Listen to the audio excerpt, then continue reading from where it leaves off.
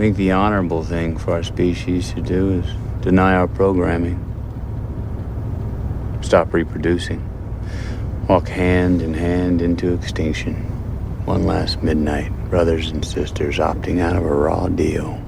Do not trust any friends or family members. I repeat, do not trust friends. Then I realized I could like do an old man trip, just like try on some plaid, get a good meal at like my coworkers like there's a really good Chinese place there. I was like, fuck yeah. And then it just kind of come together. Like it's just like I'm gonna have like an old man vacation. I feel like liver and onions. That's right. Oh, if I get mine like a greasy spoon, get some liver and onions. Oh my God. Jeez. I think like you're 5 steps removed from becoming a tramp. I don't know how you I don't know how the rest of the story goes, but I can hear the music on the horizon. No, if there's a tramp dressed in LL Bean, that person is instantly there. Someone's gonna offer him a job. King of the streets. I didn't know you can afford LL Bean? I don't know. I mean that's what I'm gonna find out too. Yeah. Well, that's how you're gonna that's how he's gonna end up a tramp. Spend all his money. Of having like a couple, like maybe like 2 or 3 like fancy, expensive shirts, because like then you go to a meeting setting, you're like, I'm dressed nice for today. Then I can just like save my like shittier clothes for my regular work day. But then, oh yeah, okay, my CEO's like, that's a sharp dressed man. He that's not a tramp. Yeah, this might sound cliche, but I just go to Winners. Like. There's a good brand shirt. I have a Michael Kors shirt. I can't afford that, but I can at Winners. You got I think you have a good frame for like trying, like finding good finds at Winners. Me, shit just doesn't fit me right. Maybe you're right.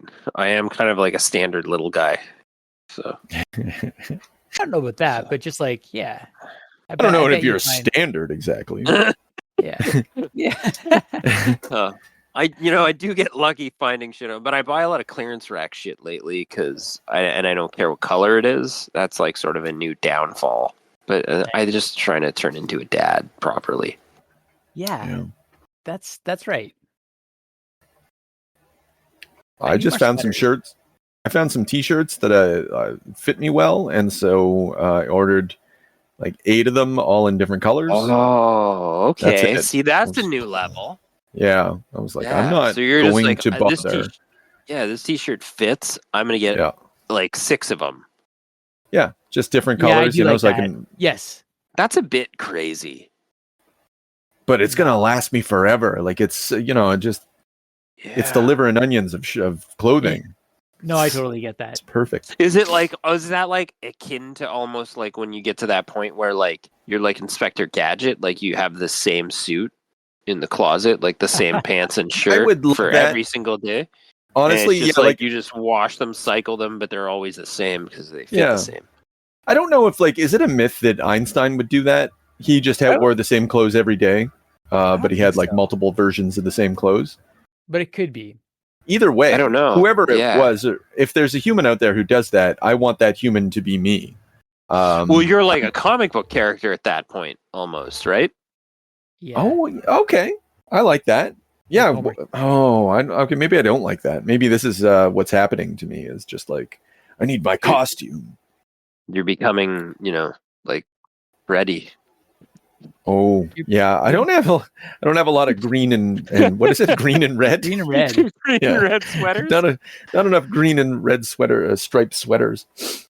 Not yet. Yeah, not yet. I was going to segue using because you said you had a dream for your vacation, and I was going to say, who else had a dream? But this works too here on the Extinction Agenda with James and Chris.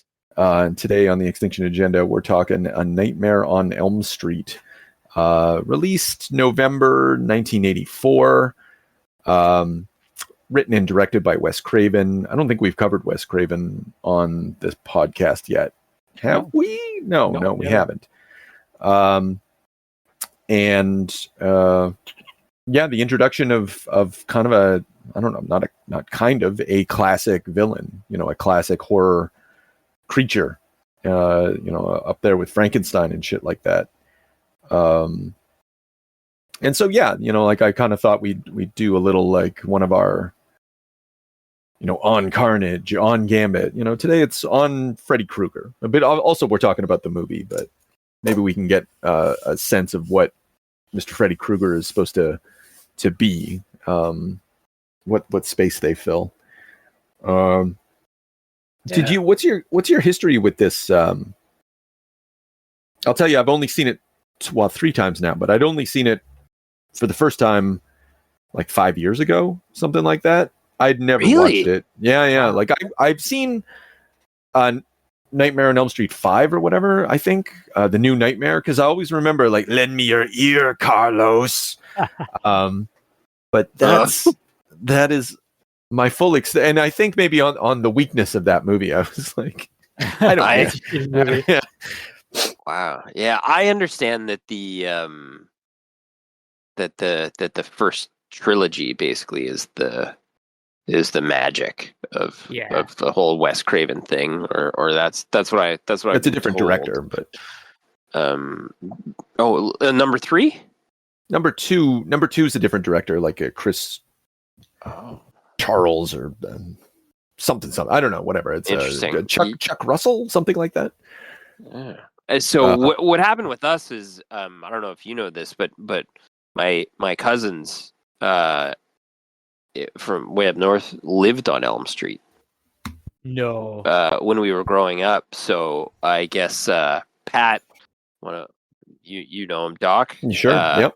I guess this affected him like in a horrific way, because he's a bit of a Gen Xer. And this hit home when he was like a teen and lived on Elm Street. And so he transmitted the horror onto us as our oldest cousin.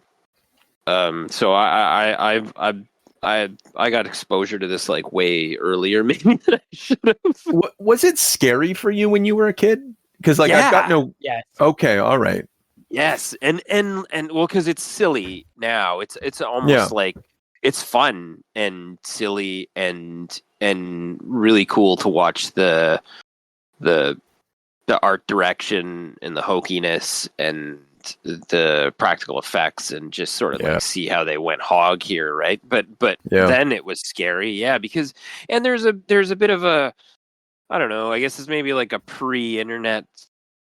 You could let your imagination run wild. Like the idea of this thing affecting you in your dreams is fucked up. And then that like coattailed on the I guess that's what Wes Craven riffed off of, was that there was a syndrome where people died from their dream or whatever. That he was just kind of sort of playing off of. But Chris, how about you? This was my first horror franchise. This was I was a scared little bitch of a kid, to be honest.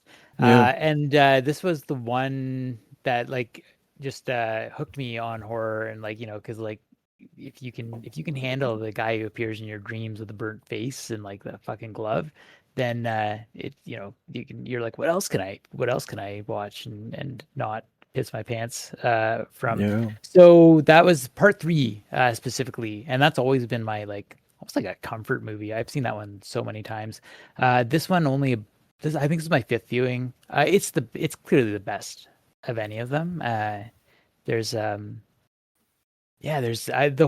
watched the making of, and like just the way that things came together for them. I really gained new respect for Wes Craven from that. But I mean, at the same time, this is a movie with like $1 million budget, and they had so much trouble financing it, and like what they were able to pull together with that is pretty remarkable. It is, because it's I think like it's a smart movie. I'm not sure. It just kind of starts and then it just kind of ends. But in between, all the stuff that happens in between feels really intelligent. And just kind of to jump ahead, just as an example, like when they're in the school classroom and Nancy's kind of freaking out. That's her name, right? Mm-hmm. Yeah. the teacher gets the kid to start reading from Hamlet, and he's just describing all like the calamities, and then his voice starts slowing, and then there's that basically Virgin Mary Madonna, not Virgin Mary, like the body bag Virgin Mary almost. I don't know if that image shows up there, but the bloody body bag just in the hallway. That sticks with you.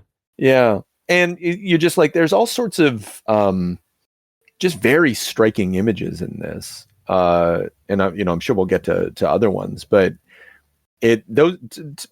watching it for me, like those are the things that I'm coming back to. Cause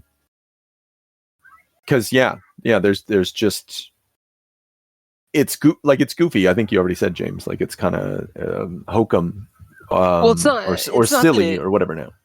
Yeah, and it's not that it aged poorly. It's just we're older and exposed to, copious amounts of brutal violence in film and so on and so forth. So it doesn't have the same hit as it did for its time period, but it's excellent. Like the Tina's death in the beginning is still shocking.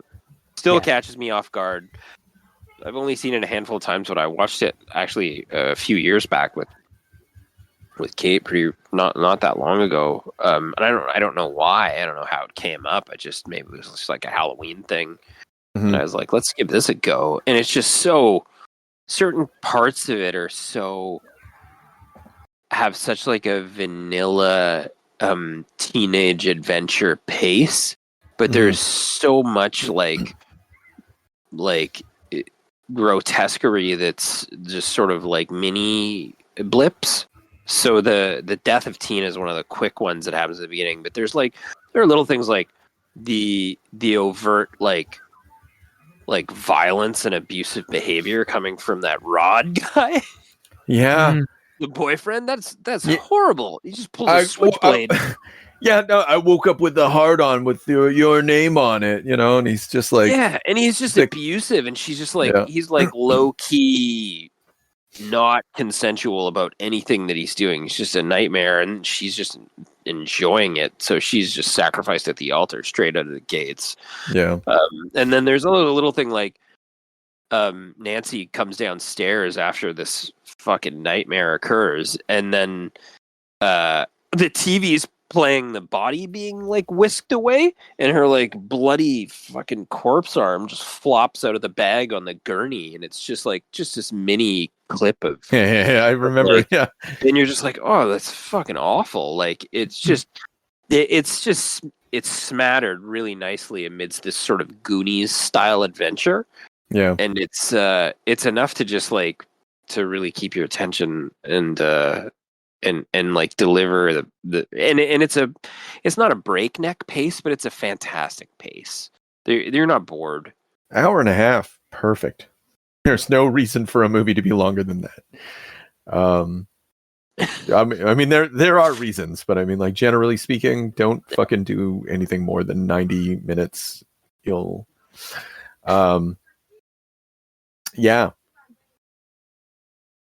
It uses blood so effectively. I think so many moments like come down to that, and that's cheap to produce. That's it's got shock value, but like the when Tina dies, like she falls into the bed, and like there's that splash of blood. It just really impresses like how awful that whole like what you've just witnessed is. Of course, Johnny Depp's death, being pulled into that bed, and like the like, Evil Dead style.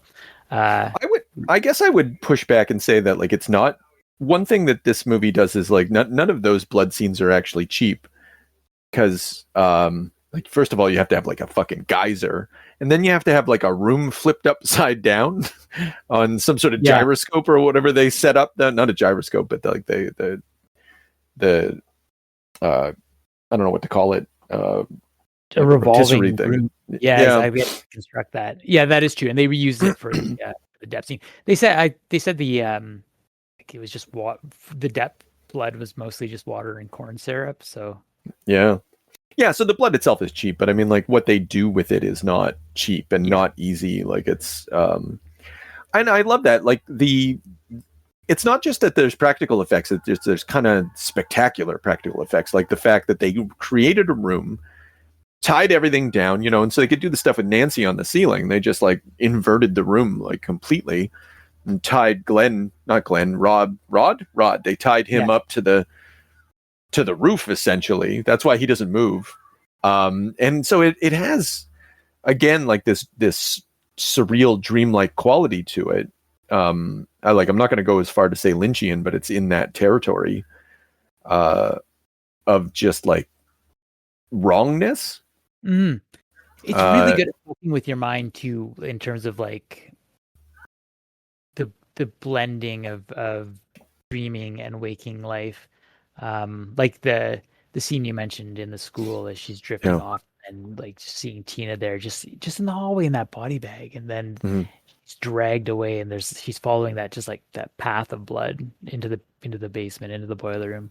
Well, even before that though, she bumps into the hall monitor and like it's like suddenly everything's normal sort of again, but she's dressed as Freddy. Like there's this sense that like, just as you said, like she can't tell what's real and what's not yet because she hasn't been sufficiently frightened to sort of awake herself in that space. And that I feel that also escalates later in the movie, where they're going to, or Freddy at least, or whatever the scenarios are going to toy with you more. Where like this one was like, you're like, oh shit, she fell asleep in class and this is going to go sideways, right? That's happening here. Later they're going to blend it more to confuse you with the death of Johnny Depp there and stuff. He keeps fucking nodding off at all the critical times. Yeah. But none of the characters are also like, I think most of the characters make fairly good choices and also have like good moral compasses, where that's not always the case in horror movies. In this particular case, this is like almost like this dream god, or like it's like a deity that they have no real constructive way to fight back against. That's true. So it's really, so you're allowed to write a script that leaves room for good decisions, which is unique too. I think. Yeah, now that you say that, and there was no point in this movie where I got annoyed with the characters. Like, the fact that Johnny Depp kept sort of nodding off. I was like, honestly, I would too. Like, you got to stay up till midnight and you don't quite believe that the monster is real. Part of the brilliance of the character is that like there's just the inevitability of sleep. There's no way to resist that, and that was part of that story too. The origin was that syndrome that you're talking about. There's a guy who survived in camp. He came from Cambodia. He was, I believe, Pol Pot. He survived massacres, and then he was having nightmares of them and he just didn't want to go to sleep, so he was taking those sort of like stimulants to try to stay awake. That was part of that what Wes Craven was like, this, like, I need to bring this into film, like that's terrifying. But yeah, like there's nothing you can do to fight back against that. It's combining these things of like, serial killers, the just like suburban fears of child predators, like all this stuff just kind of comes in, and being a teen watching that movie, you kind of have that, you're aware that you're vulnerable in ways like that. Yeah. I also thought of The Exorcist when with this movie, when they go to the Sleep Institute, it's kind of a cack-handed attempt on the part of the mom, who's seriously full of shit in this movie. Yeah. But nonetheless, she does, like there is that sort of moment of interaction between, like, rationality can't deal with Freddy. There's no, he's beyond all of that. Like, they've never seen anything. What are dreams? Oh, they're just mysteries. We don't know where they come from. But we have these measurements of sorry, say that again. you'd go insane, he says, if you didn't dream. Yeah. And so like they can't save him, and turns out old Johnny Depp has the wisdom. Balinese art of dreaming or whatever. I'm like, what that even? I went and tried to look that up. I was like, where did this even come from?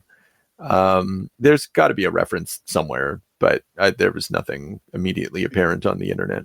That's funny because when we were growing up, I think when we were in college, I had a book called Lucid Dreaming, and it had like funny things in it to try to do when you wake up or when you're going into like REM to try to like take control of your dream.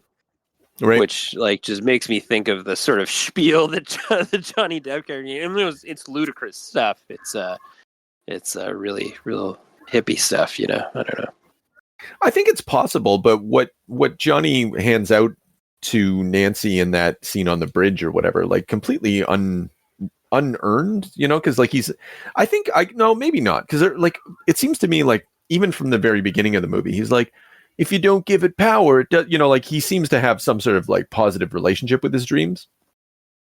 I don't think that he ever experiences Freddy in a dream either. Like he's somehow exempt from it, which is weird. Yeah, or he's somehow in tow with her, but not in danger as often. Yeah, well, he's the damsel, which is another nice little thing. Like, she wants him to protect her. He's useless. And then in the end, she's sort of trapped in the tower and can't go in. It's kind of a sort of a complex reversal. Yeah, with Home Alone and there's overlay. Yeah, she does a Home Alone. She does it too. It's true. And there's a shift when she finds out that her like drunk opioid mom or whatever is like is where she finally like puts the hammer down, and then she has the personality shift where she takes like sort of charge of the narrative and becomes the most like the most weaponized like protagonist, and she's like, I'm gonna fucking deal with this. Yeah. It's awesome. There's something really interesting. I think this movie grasps at things intuitively. I don't think this is necessarily on purpose, but the way like children are represented as like pure, like white, like, the girls who are skipping and doing the rhyme, like they're all dressed in like white dresses and things like that. And adults are completely fucking useless. Like every single one of them, like they're like drunks. They are, like the Tina's mom has that like boyfriend and a wife beater. Like, you coming back to bed? No, like wait, I wrote it down. Are you coming back to the sack? Yeah. Like everyone is telling that cop at the end when she's like screaming, like, "Come, like help me!" And then he's like, "Don't worry, better call the boss." Under control. It's true. Yeah. I'm thinking of Johnny Depp's dad too, across the street. Yeah. Something's wrong with that little girl. He's just like a piece of shit drinking a beer out in the front porch. It's just like every male, even the cop dad, he's just like a sort of he's the most sort of intelligently presented like male in the movie, and he's like just like sort of a downtrodden divorced dude. It's just like dark times for everybody. Like that's what you aspire to grow. And I don't know, like I think the most charitable reading of that is that like the fact that they gathered to murder and commit conspiracy of Fred Krueger, like has fucked people up and like turned the mom into an alcoholic. And like there's since Tina's mom, like she divorces like 8 years ago, which would probably be right roughly on the timeline, and like dad goes to Vegas or whatever. But like even so, like when you pass that threshold into adult life, nothing good is going to happen for you. Like it's just like everything is about being a teenager in this movie, and like that's like you can only hope to not end up like these people. But the whole promise of suburbia in this movie is like it's a lie and it's a falsehood, and like the idyllic American life, the idyllic neighborhood, like there's a serial killer there, and he's gonna kill 20. That's an absurd number. 20 kids disappeared from a neighborhood, and they only just kind of like clue into it after that point. That's the children would know. And then he got off on a On a technicality. On a search warrant technicality. Yeah. He killed No, somebody. I want to read the quote on that. The lawyers got fat and the judge famous, but somebody forgot to sign the search warrant in the right place, and Freddy walked. And that's such a conservative, it's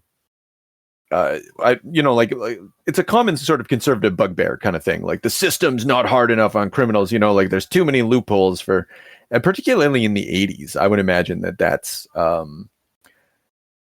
at the center, and that's the thing that finally breaks them, and why they end up sort of engaging in sort of vigilante justice on Freddy Krueger. And yeah, they fucking burn him to death. That's wild. And so, like, so when when Johnny Depp is talking to Nancy about, like they made gods in their dreams or something like that, and Nancy says, what if they made a monster in their dreams? To my mind, Freddy has nothing to do with the children. He has everything to do with the parents. Whether or not he actually existed, like none of that stuff really matters. He represents I guess we'll need to get into it a little bit, because actually, no, it does have something to do with the children, but definitely, like, Freddy is born of a murderous act that comes from human adults coming together to commit murder because the system failed. So he's a result of some sort of larger. Freddy Krueger as a monster, as a dream creature, is sort of like a tulpa, like this thing that was created by the parents' own fears and anxieties, and those fears and anxieties, like they attack the children. Yeah, well, he's almost like a revenge creature. Mm-hmm. Yeah, but he's going after their children rather than them. Yeah, it's like a sort of, like you say, it's like the fears and anxiety are like tormenting them. Yeah, and he's so also, then, go ahead, Chris. Yeah, he's just also the thing at the threshold of like he's the final boss of adolescence. It's a weird logic, because like if they pass that, it's almost like they would no longer be vulnerable to Fred Krueger. But he's like, he also wants to corrupt their innocence. Like it's like there's a whole creepy thing going on. I mean, obviously he's a sex pest, because like he's constantly like, flicking his tongue. Yeah, exactly. I don't know. Okay, what are the examples? Because like I agree with you, but also I kind of partly disagree. So like there's the tongue thing. Yeah. There's the fact that his hand comes up between your legs in the bath. Yep. I'm your boyfriend now, Tina. Like there's always threat. There's always sort of like a menace. Like, you know what? Every time I noticed, every murder in this one ultimately takes place on a bed. He's throwing people onto the bed. He's like, he's like rolling around with the girls too every time. Yeah. That's on top of the mom, all covered in fire, and brings her down into the abyss. Awesome scene. Yeah. It was very Tim Burton, very Beetlejuice. Or vice versa, obviously. Yeah, and even like I made the Home Alone joke. Like this movie, obviously, it could have inspired Home Alone, as far as I know. Yeah, he's kind of. Is there? I don't think we're really given any subtext that would say that he's like a pedophile. He is kind of a pedophile, I guess. But they say explicitly that he was a murderer. They didn't say anything like about him. Yeah. I was gonna say they don't really give you anything in terms of, especially in terms of the previous child murders. You're not really sure. Films, but I know at some point it's established that it's not just murder that he does. In this film, no, like they wanted to present him as a pedophile, etc., pedophile murderer, but they explicitly, like, they talk about this. They pulled back and just made him a murderer, just a lonely old murderer.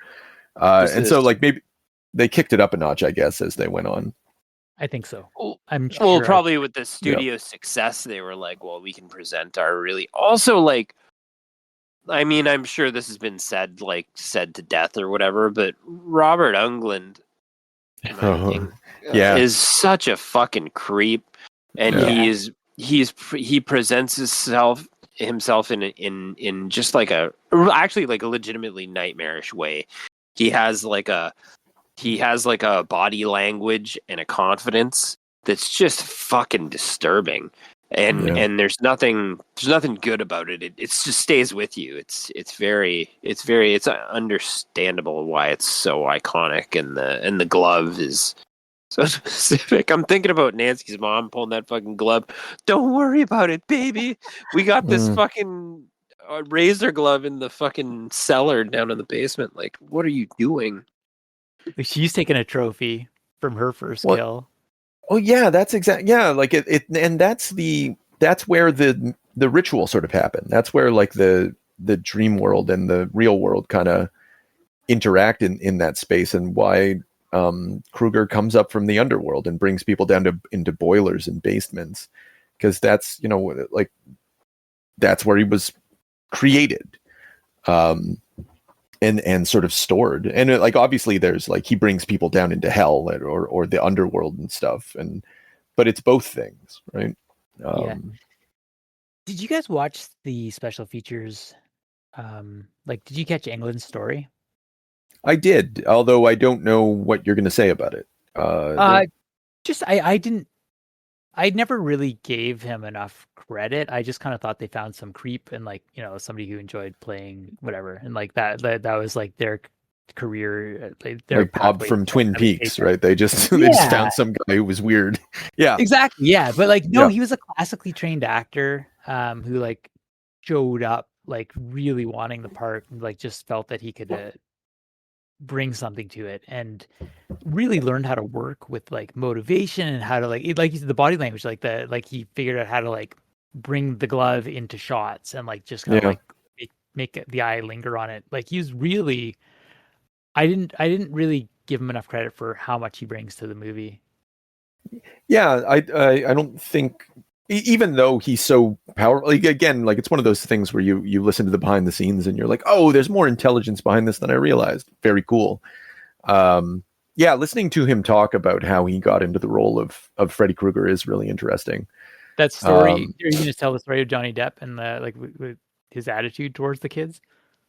Oh no, I'm not quite sure. I don't.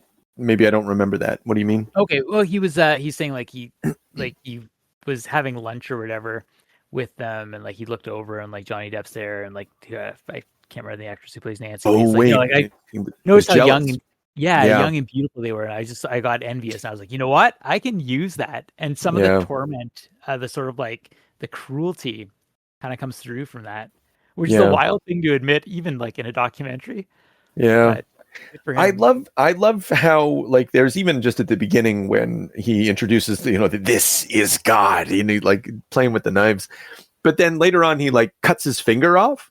Hey Tina, and there's a little blood splurting, and I love his eyes because like his face, he's got this wide smile, but his eyes like dart back and forth without blinking. And it's a really great way of just showing that you're absolutely fucking cartoonishly insane. Which is an element of that the first time we see Krueger, his arms are all like, like a cartoon. And I think the franchise digs further into that throughout. Like he just gets a bit more like funny. It gets campier and campier. Yeah. But even, like that funhouse element though, that you first see, and then he just starts chasing her like with that,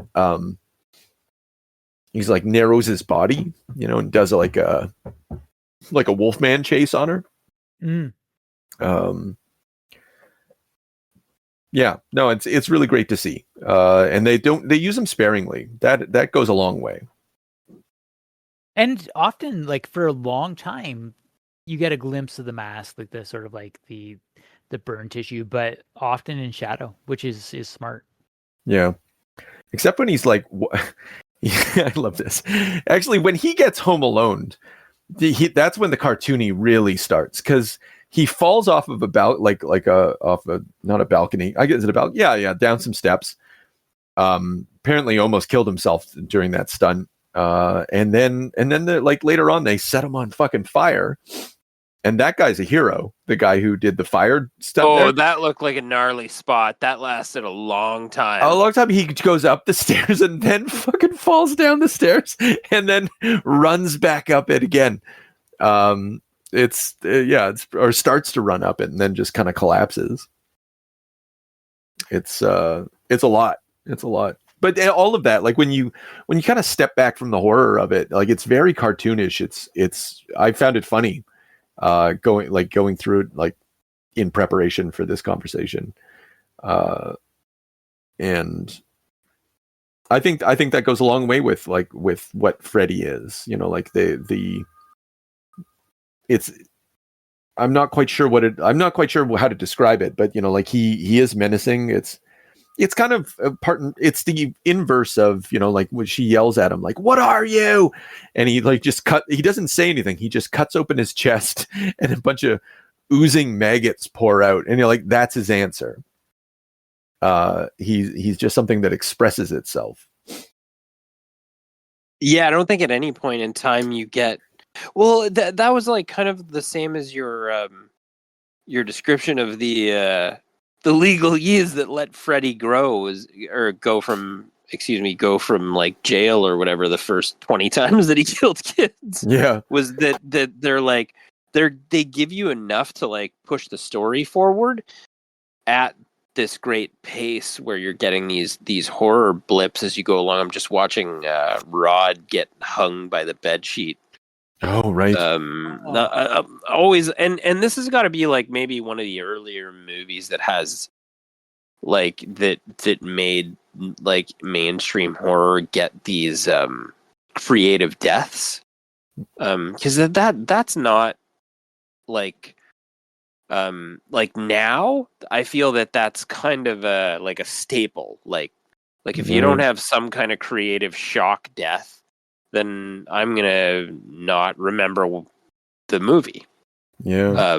So I mean, maybe I'm thinking more like Last House on the Left or Spit on Your Grave would be maybe the those kind of nightmarish things would be worse than this. But this is where the deaths were like creative, like and it's one of the early times that would happen too.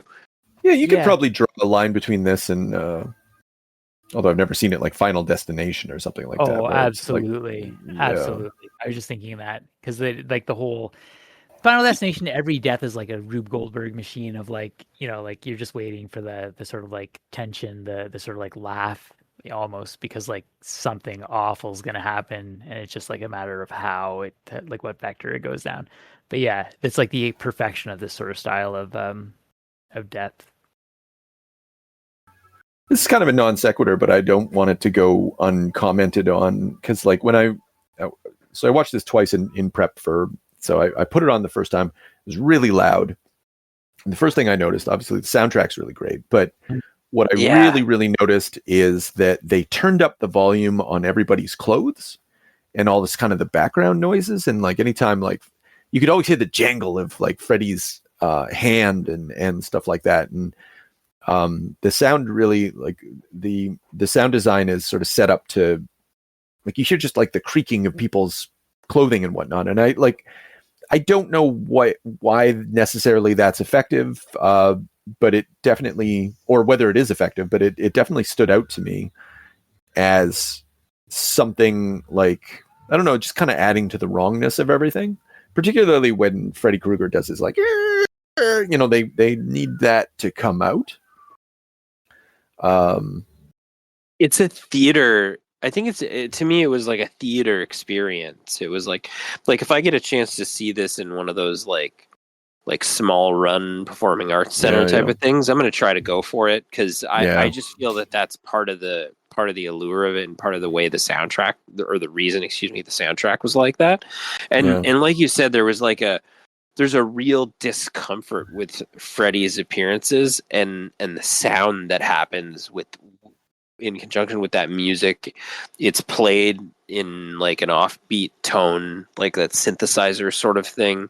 And there's always like scraping of the claws or tearing of clothes. And it's really unnatural. And it's a bad feeling. Like it adds to like this sort of like visceral thing that you can you get out of those moments where you kind of like you feel like even though the movie's not as scary maybe as it once was, you still feel like a kind of like a crawling up your neck with that type of sound use. Yeah, I just watched when Glenn explodes into blood and the blood goes all in the ceiling and the mom comes in, and I can hear the soundtrack here and it's like, and she's fucking screaming and there's like sideways blood going on and you're like, wow, Yeah, that's definitely something.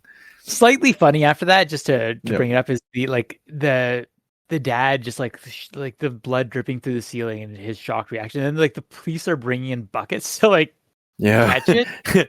Well, the guy shows up with the stretcher and they're like, you're not going to need a stretcher, man, you're going to need like it was like, where's the coroner? Oh, he's been barfing since he saw it. He goes in the room, oof, like just looks away. There's almost like a black comedy to that, and they keep the gag like ongoing. Like yeah, that's a funny one. And like you were saying too about that, James, in terms of like cost, like seems cheesy, like, oh, not a big cost to use corn syrup and water or whatever, but really, like, how many shots do you get at that? You destroy your set. Yeah. Like, I did think about that. You know, like you got one shot at the game here before like to reset it or whatever. No, and it tilted or whatever. Like I remember they didn't do this in the behind the scenes stuff, but I read about it in Wikipedia when they did that scene, because like the blood's going on an angle for some reason, and I think like the room itself tilted on its little axis thing, and like some of it like gushed out the side, and then sprayed some of the cast or something like that, if I'm remembering correctly. So yeah, that just goes to your point, right? Like you're like you're not gonna be able to clean up very well after that. That's great. And they did this in like 32 days or something. Yeah, they had an insane. What, the whole film? Yeah. I felt that's so wild. Like, another really interesting thing about the making of is just like how no one would take a chance on this movie. Like it's such a good idea, but like everyone was like, oh, don't think that's gonna work. Don't see it happening. Except for the one dude, Bob Shea, who was like, yeah, I'll do that movie. And nobody would give him money. He had to like beg and borrow and like put up his like amount of, like his take just to like try to leverage it. And just like, even on set, people be like, he'd be like, hey, everyone, you're working for free until we can secure some money. And like that. Like, 2 weeks of like, so they had like one of the, and I'm, we're just repeating from the behind the scenes thing, but one of the producers just like paid everyone off of his credit card for 2 weeks, and then until they found the money. Like, that's how crazy. many people are taking themselves for passing on this, and like how we very easily could not have had this like in, and for sure, it is influential, sort of like this is a movie that really changed and defined horror for like a good decade. And so I think that's one of the reasons that I wanted to maybe return back to the concept of Freddy Krueger and sort of what he stands for, and because maybe we all agree, maybe we don't, but it seems to me that he's a product of the parents and their vigilante actions, and it has something to do with like a lack of faith and trust in the institutions. You got to take the things into your own hands, but then afterwards, you suppress it, right? And like you turn into like a piece of shit, drunk, or you're just completely, you're just completely in denial about things. And so how does this manifest itself though? How does this demon that you've created manifest itself? It manifests itself by like punishing children for engaging in sexual activity. Mm-hmm. And like, I don't know what this all adds up to, but it's a movie in which the monster is created from repression and enacts a sort of parental repression.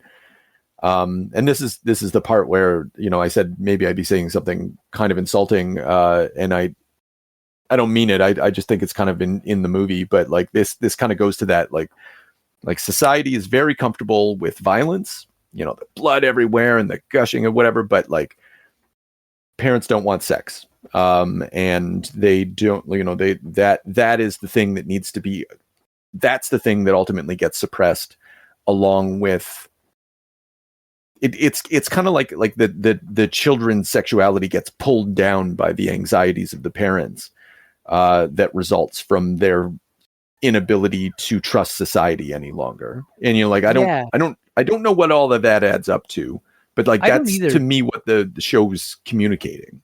To add a thought to that I don't know if this goes anywhere or makes sense, but like if Freddy, like in a weird way, like you engage in like to become a sexual being is like to become an adult in some ways, and like Freddy's there at the boundary to police that, because like once people get past that, he no longer has power over them, which is I don't know, like none of that plays into the films, but it's weird tension. Well, it's almost I feel it's a tension that like it almost, so Nancy, so let's say that tension isn't resolved. What's going to happen is like literally she gets locked into the tower, into the house by the negligent mother. She can't escape, and eventually she's going to fall asleep and die. If she can't find a way to break free from this cycle that she's trapped within. Yeah. And so, like this sexual repression that comes along with a lack of trust with society, with societal institutions and the repression of sort of crimes committed in order to like maintain the status quo. It will swallow and destroy the children unless Nancy starts reading about how to Home Alone your way out of it. Yeah, survival, because she said I'm into survival, which is a thing. Yeah. And also I think a really interesting thing happens in the end where she, and James, you already sort of alluded to this, but she becomes the parent. She becomes an adult. She puts her mom to bed, literally gives her a bottle, but it's like a 60 vodka. There you go, mom. And then when her dad shows up, I mean, her initial plan is fucking absurd of like, I'm going to bring him into the world, then my dad's going to arrest him. Like, that is an insane amount of faith in the power of justice for a guy who fucking dodges the system the first time. But then when she kind of realizes that her dad's pretty useless and all this, she's like, just go downstairs, Dad. I'll be right down. I just have to take care of something. And that's when she kind of like takes back all the power that Freddy's she's given. That kind of ties into my pet theory. Like she, for a while, her desire to survive is like, she's like, I'm going to have faith in like institutions. Yeah. And then when she becomes disillusioned like that is, but her way of escaping is to, follow Johnny Depp's advice, just like, I know you too. Well, she's just like, I know you like, I actually, this finally kind of maybe a little bit makes sense of the final lines that she says to him. Like, I know you too well now, Freddy. Yeah. She's traversed all the different like sort of phases of what she's going to go through. Oh, I'm sorry. Finish that thought. No, I don't think I had anything after that. Okay. I love the idea that truly becoming an adult is to reach a point of disillusionment where you're like, well, I'm just going to have to look out for myself. Like that's really all there is. Yeah. Well, that's certainly part of it. But I guess the movie then adds complexity to this because the moment she does that, Freddy disappears or whatever. And then, her mom is alive, and there's the fog and like, it's like none of it happened anymore. It's all bright and sunny and, and they get in the car and Freddy's still there. I guess she's never really going to escape the cycle. So I guess the Nightmare on Elm Street is not Freddy Krueger, like it is it is Freddy Krueger, but it's the fears and anxieties of the parents that you cannot escape. You can only sort of temporarily escape or like go from one instance of facing their bullshit to the next instance of facing their bullshit. I think, the mom kind of, she's the one who notices the stripe. Oh no, Nancy does freak out too when the convertible top is going down. Yeah. It's like she has to go through the cycle again. I don't know what to make of that ending because, and that's fine. I'm sure it's meant to be ambiguous, but like the I don't know that she ever really escapes that dream, because like the fact that everyone shows up and it's all like sunny outside and like Mhm. that, none of that seems like it's gonna happen. Like Tina, I don't think comes back to life from her like fucking body bag trap. Yeah, it's a lot to believe in. Yeah. Um, But then I can tell you for a fact, have you ever seen the third movie? no, I haven't. Yeah. Okay, I Nancy's read a the little bit of a character. synopsis. Yeah, yeah, she's like a psychologist or something. Yeah. It decides to briefly, because I think this does tie into the discussion of like what Freddy is. But the second movie, fucking wild. It's basically like the creation of a serial killer in this young guy who's being led by Freddy, and like there's all this like repressed like homosexual imagery. Like it's out there. Like I remember not liking it as a kid. I can understand why, because it's just sort of like it's like a psycho kind of journey. Um and the third part is they decide to do kind of like a one flew over the cuckoo's nest thing, but it also redeems um the like the parents have to face what they did. So it like when you talk about how like these cycles keep happening, like Yeah. it does take some,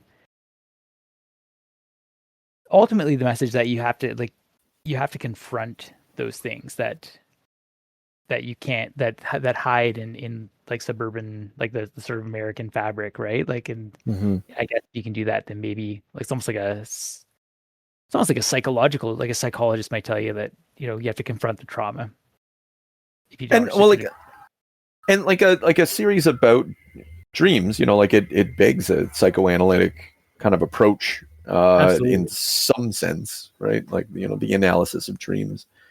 Um, so yeah, okay, that's that's good to know. I was a little curious after like I sort of developed my little pet theory. I was thinking I should probably watch the other movies and see whether or not like anybody consciously or unconsciously latches onto this. You should at least watch the next two. They get pretty bad after that, except for New Nightmare is kind of interesting, but um, yeah. Anyway, Yeah, uh, to bring up another thing, two more sure. things that may take us to a dead end, and I apologize if they do. One element I think is really interesting, like in Ron's death, is the way that I've always found this particularly horrible, like just how Freddy takes your narrative away from you. Like it just, for all intents and purposes, it looks like a suicide, and like you know his innocence doesn't matter, because like it's like he's a guy who hung himself in his jail cell, Right. and there's just like nothing you can do to change that, because Oh, he's yeah, so you're insidious. right. Yeah. And that happens a couple times, like in the third part, like a kid commits suicide, and they're like, well, the psychologist's like, this guy's been depressed, like, you know, it's actually, there's a scene where the lead psychologist is like, he was it was cowardly for him to take his own life, which like I'm sure no psychologist, probably even in the 80s, would have said. But yeah, like you just he's just rewrite, like, not, he's not even just taking your life, he's taking your identity and your story with him. The other Any thing I'm just, oh, go ahead. oh, Yeah. oh no, I was like I think I'm wondering about if we can tie it into the pet theory, like the way he like it's you know, he doesn't just frame you though, like he makes it it's the means by which he becomes invisible. Freddy Krueger does. Like this is Yeah. his camouflage by hijacking stories, and even though it's absolutely impossibly absurd to think that any human would ever be able to do to Nancy what happened to Nancy without access to a weapon or anything like that, like it's just like society sees what it wants to see. Freddy knows that.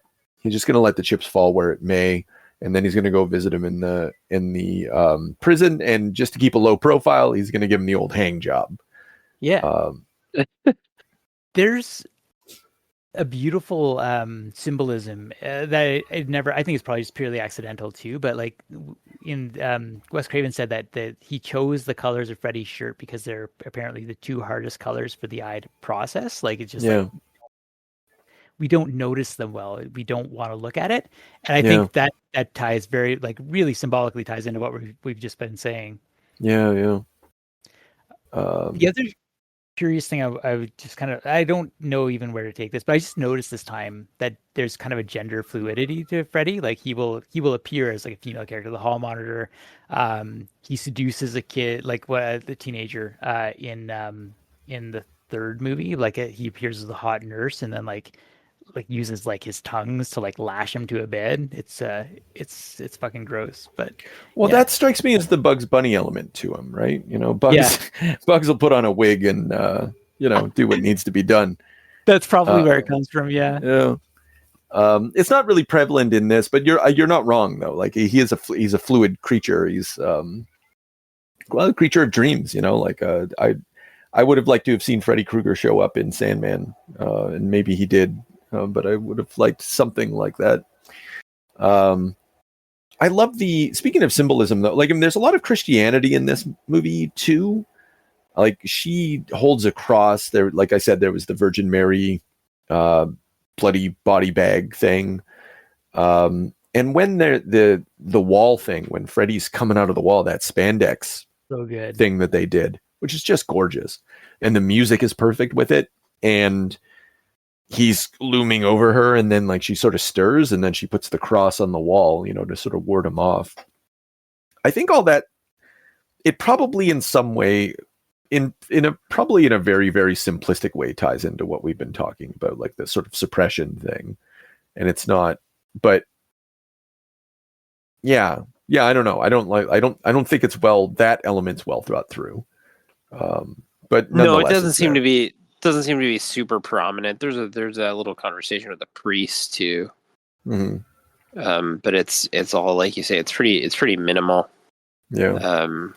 It's like, I think that maybe has something to do with the same thing you were saying about them wanting to like pose Freddy as like a pedophile and a whatever, is that maybe there was like some studio things where they were like, look, like you've got something cool that's like a cool base idea. Let's pull back on, you know, certain things like religious things or like overly taboo sort of grotesquerie behind the child stuff, and like sort of keep it linear in a way. That's I feel like that really worked for it, because you didn't have to get sidetracked in terms of like your imagination and go off track from the primary theme, which is just that this like dream monster's chasing you, you know? Yeah, because otherwise he becomes a demon. You're dealing with the devil. Like it goes into more Exorcist territory if you push too hard on like the power of Christ compels you. I feel that you nailed it. But then again, Freddy 2 is he's sort of like mimicking the cross in the famous spaghetti arms sort of scene too. Well, that's funny, and he says, "This is God." Yeah, so like I probably, if I just went back in the kitchen for a little bit and cooked this one up, I might be able to tie some stuff together. But at this point, I really can't place it. But there is a sort of grim meat hookness to him. You know, like, I am the grim meat hookness. This is God. This is carnality. This is like the world. Some of it's probably just like England's background is coming from a strong like church background. You know, that would just kind of filter in. But I think you guys would be disappointed with some elements of the third movie too, because it does. There is a bit of an exorcism that happens in the end. Oh, okay, all right. So they went there. Well, yeah, you could go there after you've got the initial like groundwork, right? But it seems like I'm just throwing spitballing. I would guess that stuff was already here, and that it may have just like made cutting floor to clean it up, you know, because it, like you say, some of it's a little too overt, like like it was planned to be there, right? Yeah. Yeah, I don't know about I don't know enough about the history of the script. They don't really talk about a lot of changes or anything like that. But, you know, like, a good image is a good image. I feel that that's a lot of the stuff that goes on in this and why it's not really cohesive, because Wes Craven's he's not thinking. Oh, sorry. Go ahead. No, sorry. I was gonna say you guys. I thought because you guys did the behind the scenes and stuff, but I watched a thing. Yeah. Of something like almost 50 cutscenes. Oh, right. Like, yeah, okay. I didn't watch the really, cutscenes. I know what you're talking about. I didn't. Yeah. But they're really minor. They're just like extra exposition of chatting in the police station and shit, and it's just like it's all seems to be, to me, it looked all like streamlining, and I know, like, we live in, I don't know, I feel like now you're in the area, make a joke about the Snyder Cut, but like we're in the era of where everything the director and artists put together is fucking gold and should have been added to the final cut so that we can watch Lord of the Rings again, you know, and make this thing as long as fucking possible. But in reality, like a very good director like Wes Craven removed the shit off the movie, you know, so that you get a better, you know, that it should improve the narrative. And in this case, I don't know, I watched some of that stuff and I thought it was all garbage. Like that it was good, clean cuts, man. It's gotta go. Well, in the making of thing, they did comment on the editing process, and they I can't quote it exactly, but they were just like, they talk, Wes Craven and the editor are talking, and they're like, do we have a movie in here? And yeah, over like a week or two, they figured out what the movie was and all the things they'd filmed. Which that happens. I understand. You know, it was the finance guy specifically who was like, it was like he doubted after, and Wes was like, yeah, we do, of course we do, but like kind of like whittling it down. Right. Okay. All right. So it wasn't the editor. I listened. So I think they did it in the behind the scenes thing, and then they also, like, in the audio commentary, Wes Craven loves to talk about how much asbestos they were exposed to. in the opening scenes, like in that basement or whatever, like they it was a condemned prison, if I remember correctly. And there were all these pipes, and they're also, you know, they're insulated with like these sort of crumbling insulation, and they're like, I wonder what that is, you know, and like it's fucking asbestos, the 2 weeks of asbestos exposure for the whole cast. Everyone seems to have been fine, but yeah, it just comes up a little too freely.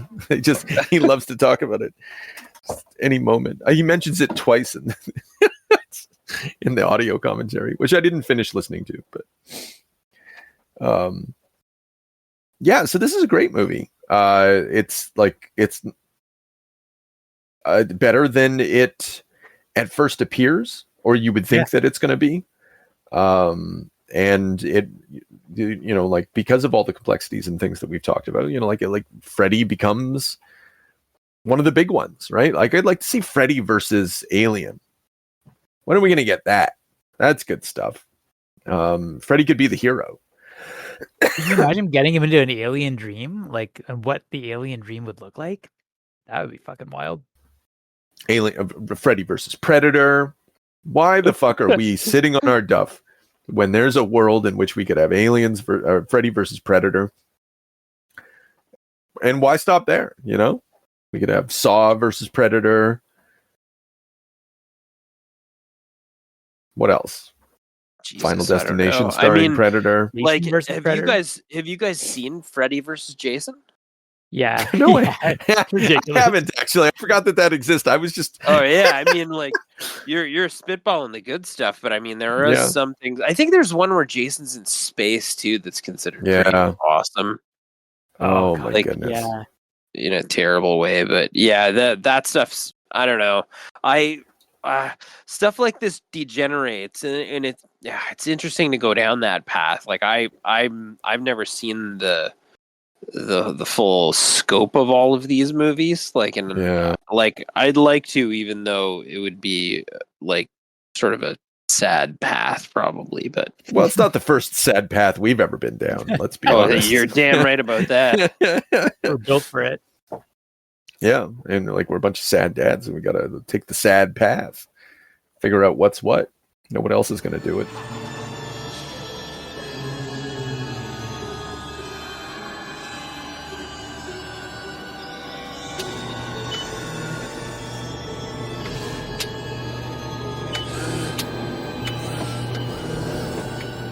These are abnormal patterns, without a doubt. What does that tell you? Well, this yellow-green area here is consistent with schizophrenia. What you're seeing is a computer-enhanced image of the chemistry of the brain. And what it shows is a picture of madness.